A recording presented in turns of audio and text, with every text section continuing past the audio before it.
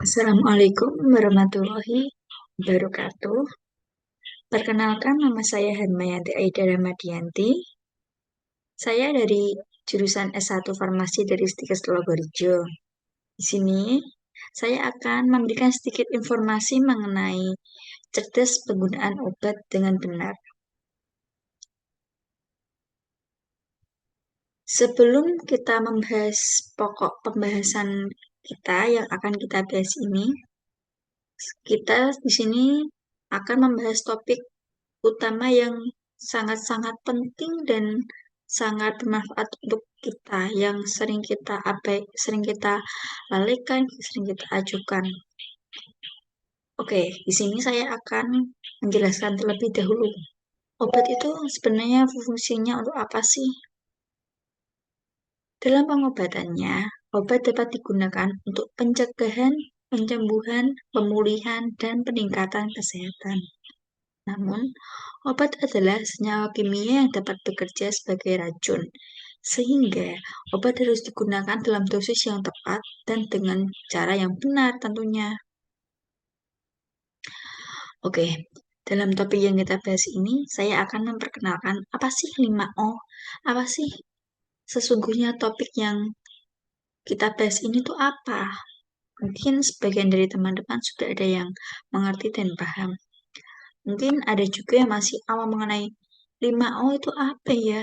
5O itu apa sih? Kok bisa wajib dibahas dalam pembicaraan pada video kali ini? Oke. 5O yaitu yang pertama, obat ini apa sih kandungannya? Jadi, selama teman-teman tahu mengenal obat, bisa teman-teman cari tahu apa sih kandungan yang ada di dalam obat ini. Kenapa? Agar teman-teman bisa tahu, oh, tujuan obat ini apa sih dari kandungan yang ada di dalam obatnya. Diharapkan kita dapat memahami obat tersebut, termasuk obat generik atau bukan, termasuk golongan obat keras atau bebas, dan apa kandungan obat tersebut. Jika obat menggunakan nama dagang, diharapkan masyarakat memahami bahwa beberapa nama dagang yang berbeda dapat memiliki kandungan yang sama. Obat ini apa khasiatnya? Itu untuk poin keduanya. Seperti yang sudah saya sebutkan tadi, teman-teman berhak mengerti dan tahu apa sih khasiat atau manfaat dari obat yang harus kita konsumsi ini. Kenapa? Ya, supaya teman-teman tidak salah dalam menerima terapi. Sehingga terapi obat yang digunakan sesuai dengan kondisi yang kita alami, yang sedang kita rasakan, gejala, kondisi tubuh kita, patut kita ketahui ya, bahwa tujuan suatu penggunaan obat dengan menggunakan obat tertentu dapat tercapai jika obat diberikan sesuai indikasinya.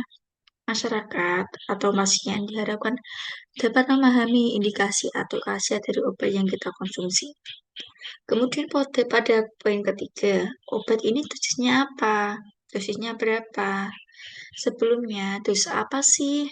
Dosis itu adalah takaran yang tepat agar obat tersebut dapat digunakan dengan baik atau sesuai dengan terapi yang kita berikan.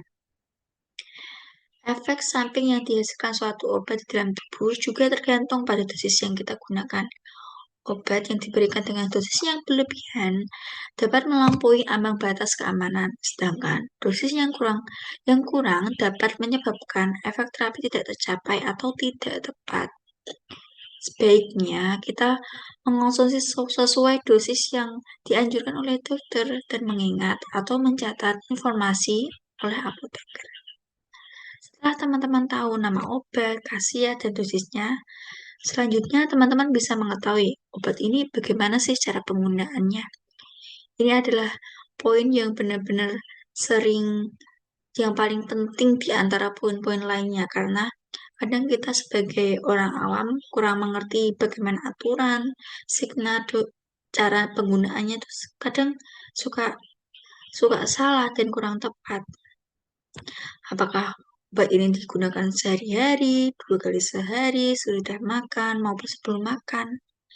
Cara menggunakan obat disesuaikan dengan bentuk setiaan obat tersebut. Informasi tambahan yang diberikan dan kondisi khusus yang dibutuhkan. Sebaliknya, obat luar yang digunakan tidak melalui mulut, seperti contohnya Obat supositoria dimasukkan melalui tubuh, tidak melalui mulut. Kalau melalui mulut, namanya obat oral yang biasa kita gunakan seperti paracetamol, tablet tersebut. Harus digunakan sesuai cara penggunaannya. Garis bawah ya. Obat juga hendaknya digunakan pada durasi waktu yang sama dalam satu hari. Misalnya, obat harus digunakan 3 kali sehari, dapat diartikan sebagai setiap 8 jam atau 24 jam dibagi dengan cara 3 kali. Setiap 8 jam kita harus minum obat itu.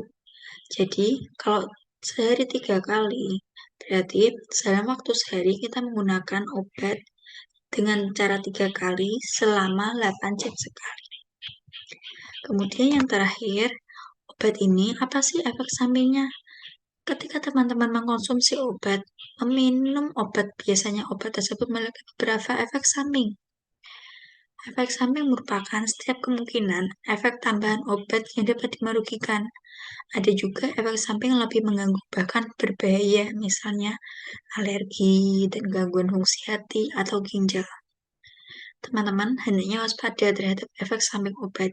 Jika kita merasakan ada efek samping yang aneh, penggunaan obat boleh dihentikan dan segera konsultasikan kepada dokter atau melaporkan ke fasilitas kesehatan terdekat agar kita tidak terjadi hal yang tidak diinginkan, sehingga kita harus segera melaporkan ke fasilitas kesehatan terdekat. Sepertinya cukup itu yang informasi yang dapat saya sampaikan kepada teman-teman. Semoga informasi yang saya sampaikan bermanfaat untuk kita semua dan kedepannya kita bisa lebih bijak lagi menggunakan obat dengan tepat dan dan benar. Oke. Sekian video yang saya akan buat. Terima kasih telah menonton. Wassalamualaikum warahmatullahi wabarakatuh.